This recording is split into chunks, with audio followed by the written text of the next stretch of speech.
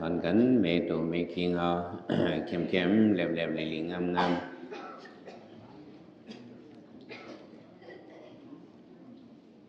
sư khởi nằm khải cột này có nằm khải cột sư khởi nằm khúc khẩu này có nằm khúc khẩu tâm tôi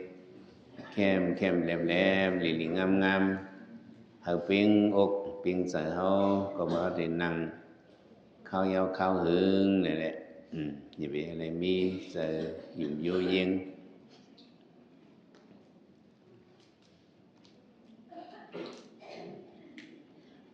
ผ่ามือสองผ่าซ่อนกันจำแสตีนักกังตาเขาผ่ามือคอนไส้ไว้ตีเตอผ่ามือคอนขวาทับสะพายเนื้อไม่ไหวเอวเขาเอียงเขาก็หัวตัวเขาบดเนื้อสื่อๆบ่ยก็รับตาบ่รับตายก็เต็บตัดเนื้อเสือเขาในวะตัวขันถาเขาในเขาดูดันบันพระเป็นสอยย่อก็เบอเอาซึ่งดูย่อแลทำเสตุของเก่าเมื่อคิงในยิงใจสั่งย่อไว้เสวะมันเป็นนำยุกสองเปิงสองปาอันนั้นว่าเป็นนำยุกนั่นเองในมันเป็นตั้งหูที่นักศาสนาก็เป็นนอกศาสนานั่นเองว่าวหาระอันว่านำยุกเนี่ยมีเพิ่มพุ่มมีเพิ่มวรัดมีเพิ่มซับแรงเจอเฮาดังมัวดังเสียงเนี่ยเฮาได้กระตึกที่เฉพาะว่าเป็นเก่าเมื่อคิงในยิงใจเป็นก็โหเป็นหน้าผากเป็นหูคุณนางซบเฮาได้ก็พูดถึงเฉพาะปีญญากระตึกกันในก้อยพระเป็นเสา เป็นพระมาได้อันเฮาเป็นก็เมื่อคิงในยิงใจได้เป็นปีญญาก้อยเฮาสามารถจะจับว่าเป็นของเฮาตัวเฮาเนี่ยอันนี้เป็นที่เอาหลงมีลองหัวหันหมันแมนมันสื่อเก่ามันก็เป็นนำในยุคสองนั้นก้อยเนี่ยแล้วแต่เลย เขาอันพระเป็นสวะ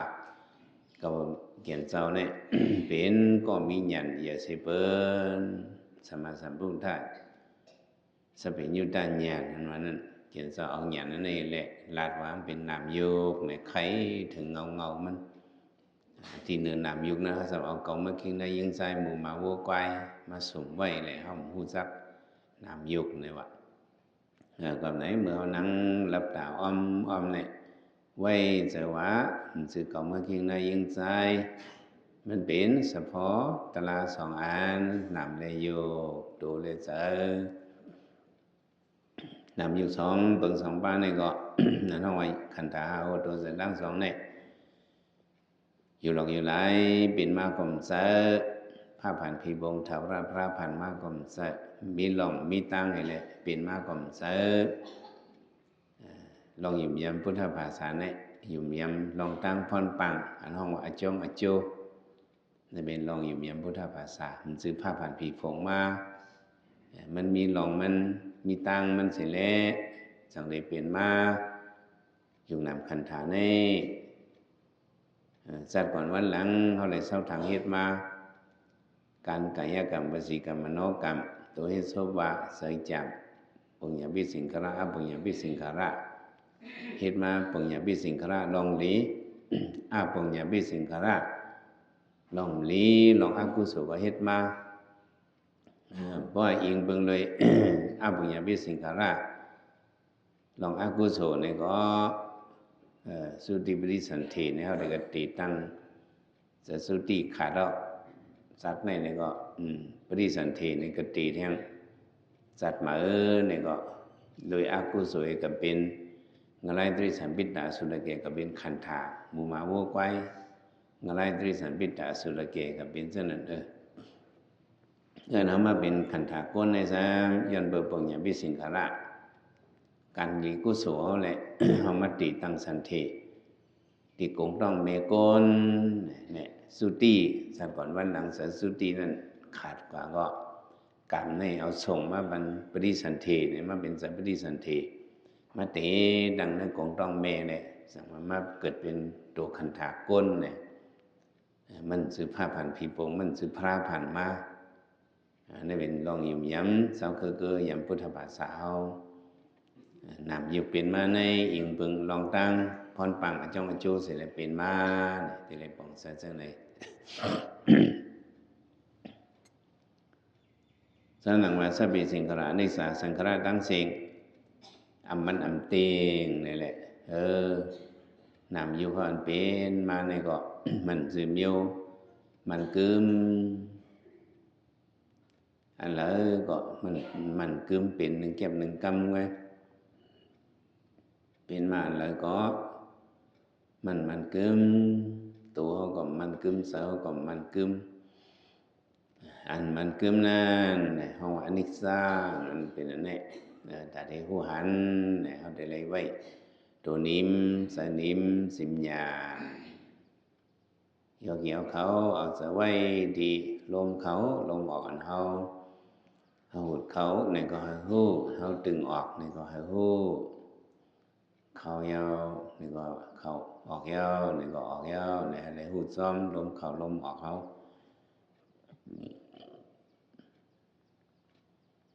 พอใจเขานิ่มเอาในก็สิมญาจิมญานในก็ด้วยดีผาดินเขาผาดินเขาในมันยาต่ำน้ำหนักตัวเขาในสิเป็นเมื่อเขาสุกเมื่อเขาไปเมื่อเขายางจะไหนน้ำหนักตัวเขาเตียงสดีผาดินเขาเขามานั่งจะไหนถอมตัวที่ผาดินเขาเมื่อเขาคำปฏิญินก็มังซื้อจะนั่งกองหยองให้คำปฏิญินมานั้นน้ำหนักตัวเขาเตียงสดีผาดินเขาก็เลือดลมเขามันไปเพลงถึงเดียวมาเมนหนังขึ้นเอาเนี่ยเนื้อผาดินเขาเลือดลมเนี่ยขึ้นไปก็ไปขึ้นทองก็ทองขึ้นแหละเนื้อผาดินเขาสันพื้นพันนี่ทิทอดหนึ่งยุยักสันพินสันพรนี่ทิทอดเกียนสิเกียนจดหนาคุยตุยจังไหนก็อับมีเนื้อผาดินอันเป็นởซึ่งไหนในอยู่ว่าเป็นอยู่ว่าเป็นตีนเกาผาดินไหนเป็นยุคตลาผาดินนี่เป็นรูปะเป็นยุคตลาในเฉพาะมันจะไปหังดูเหลียวแหลกหลายดูปฏิทินเนี่ยดูเหลียวแหลกหลายว่าอันผาดินเขาสันพินสันพรหนูนั่นอันนั้นเฉพาะรู้เหลียวแหลกลายในล่าสีตัวมันเป็นอันนี้เฉพาะเป็นล้วนเป็นลูกอิฐในด้วยที่ผาดินเขาสันพินสันพรนิทินนิทอดนั่นอันเพิ่งน่ะนั่นอันนิทินนิทอดหนึ่งเก็บหนึ่งกำนิดมีอยู่หนึ่งอันนี่มีดันบอกปลายเข็ม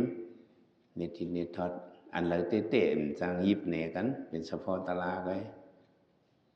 เป็นมาหายกว่าเป็นเพอหายเพอปอกเพอหายเพออันนิดอยู่ตรงนั้นอันไหนเป็นเก่าเนี่ยทำว่าอะไรตีนเก่าเนี่ยก็ว่าอะไรเป็นว่าเป็นตีนเขาหวังอย่าเป็นนิดฟาดเทกกึดเลยเนี่ยมันเด็กกึดนี่มันกึดอันมันกึดในไปหังมันเป็นอนัตตามันเอาหวังเอามันว่านี่นั่นแหละเฉพาะ